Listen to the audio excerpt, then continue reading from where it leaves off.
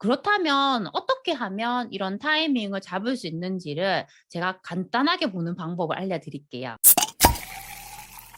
안녕하세요. 세비티입니다. 오늘 저는 완벽한 투자의 타이밍을 맞추는 방법에 대해서 말씀을 드리려고 합니다. 최근에 제 수강생분이 저에게 이런 질문을 하셨습니다. 최근에 저평가 지역이라고 판단됐던 곳에 임장을 다녀왔는데 소장님들이 왜 이제서야 왔냐고 너무 늦게 왔다고 말을 했다고 합니다. 그런 얘기를 들으면서 본인은 나름 열심히 저평가 지역을 찾고 동별 대장 아파트까지 분석을 해서 현장에 갔는데 소장님들이 그런 얘기를 하니까 너무 의욕이 생기지 않는다는 얘기를 하셨어요. 실제로 아파트들의 가격을 보니까 뭐 8천만 원, 1억 가까이 오른 매물들도 있었다고 하더라고요. 그래서 너무 실망을 해서 저에게 어떻게 하면 가장 빨리 저평가 지역에 진입을 해서 투자를 할 수 있는지 묻더라고요. 제가 그 질문을 들으면서 그분에게 대답을 해드렸는데요. 그 답변들이 저희 구독자분들에게도 도움이 될 것 같아서 이렇게 영상으로 만들어 보게 되었습니다.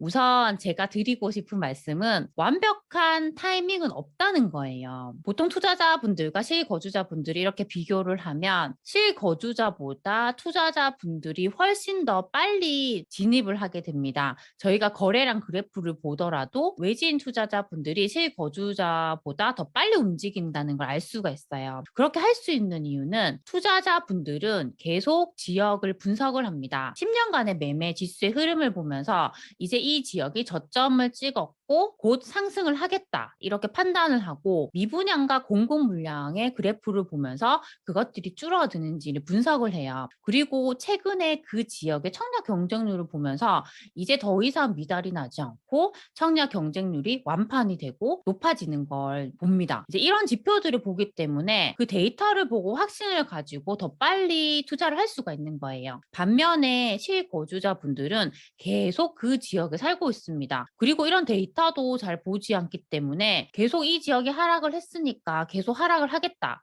집을 사면 안 된다. 이렇게 생각을 하는 거예요. 그래서 집을 사기보다는 계속 임차를 살려고 합니다. 이런 지역들의 그래프를 보게 되면 전세 지수가 매매 지수보다 더 높아지는 상황이 있어요. 그렇게 되는 이유는 겁이 나서 집을 사지 않기 때문에 임대 수요가 더 많이 발생을 하게 돼요. 근데 나중에 가게 되면 매매 지수는 정체되어 있는데 임대 수요가 계속 높아짐에 따라서 매매가와 이 전세가의 차이가 많이 나지 않는 타이밍이 오게 됩니다. 이때는 이제 실거주자분들이 이런 생각을 하게 돼요. 이 전세 가격에 내가 돈을 조금만 더 보태면 집을 살 수 있겠네? 그럼 집을 사는 게 낫겠다. 이렇게 생각을 하고 집을 사게 됩니다. 그렇게 되면 기존에 계속 높아졌던 임대 수요가 매매 수요로 전환이 되면서 그때부터 매매 지수가 전세 지수를 추월해서 쭉 상승을 하게 됩니다. 보통은 이런 사이클로 지역들이 움직이게 돼요. 저에게 고민 상담을 하셨던 수강생분은 이렇게 상승하기 전에 내가 투자를 할 수 있는지,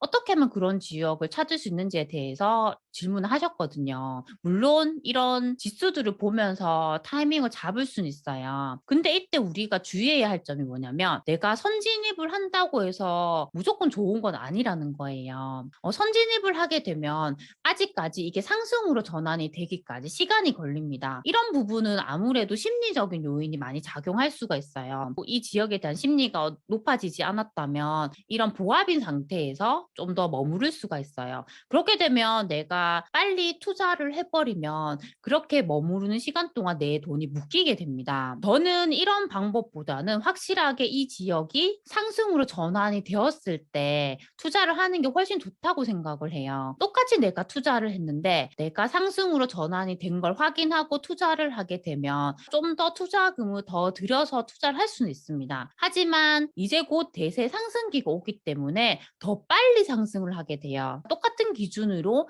2년 뒤에 매도를 한다고 생각을 했을 때는 너무 선진입을 한 것보다는 상승을 보고 이렇게 투자를 하는 게 저는 더 많은 수익을 가져갈 수 있다고 생각을 합니다. 우리가 너무 집을 사는 시기에 있어서 완벽한 타이밍을 노리는 것보다는 지금이라도 내가 이런 지역을 찾았다. 거기에 만족을 하고 그 안에서 좀 더 저평가된 아파트를 찾는 것에 집중을 하셨으면 좋겠습니다. 그렇다면 어떻게 어떻게 하면 이런 타이밍을 잡을 수 있는지를 제가 간단하게 보는 방법을 알려드릴게요. 이것은 아실에서도 간단하게 볼 수가 있습니다. 이렇게 아실 사이트에 오면 가격 분석이라는 탭이 있습니다.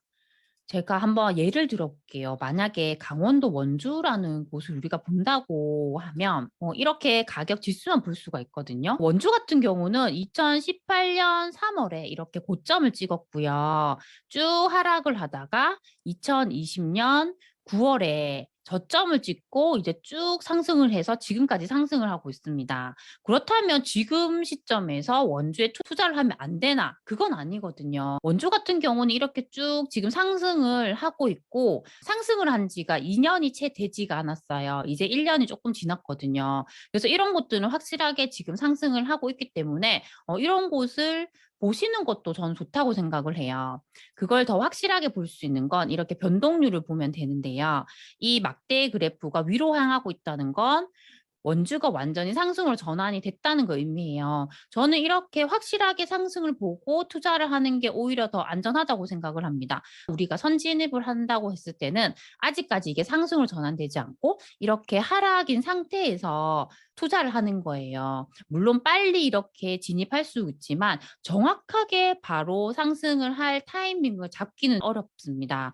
그래서 저는 특히나 초보 투자자분일수록 이렇게 상승한 것을 확인하고 투자를 하는 건 좋다고 생각을 해요. 만약에 우리가 청주 같은 곳들도 보면 현재는 완전 상승으로 전환이 됐습니다.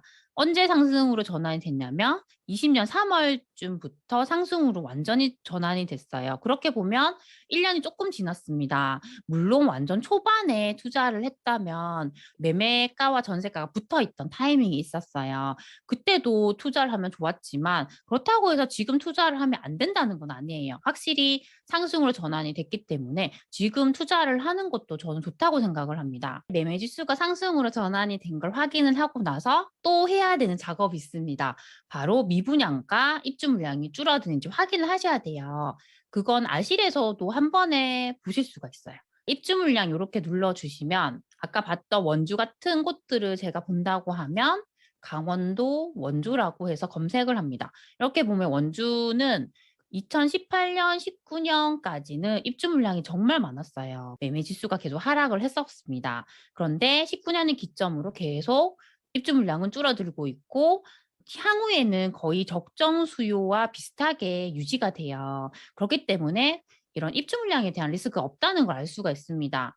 또 아까 청주 같은 곳도 잠깐 봤습니다. 충북 청주라고 이렇게 검색을 하면 되고요. 청주도 2018년, 19년, 20년까지 이렇게 입주가 많았기 때문에 힘든 시간을 보냈습니다. 하지만 지금은 향후에도 적정 수요와 거의 비슷하게 유지가 되기 때문에 입주 물량에 대한 리스크가 없다는 걸 알 수가 있어요.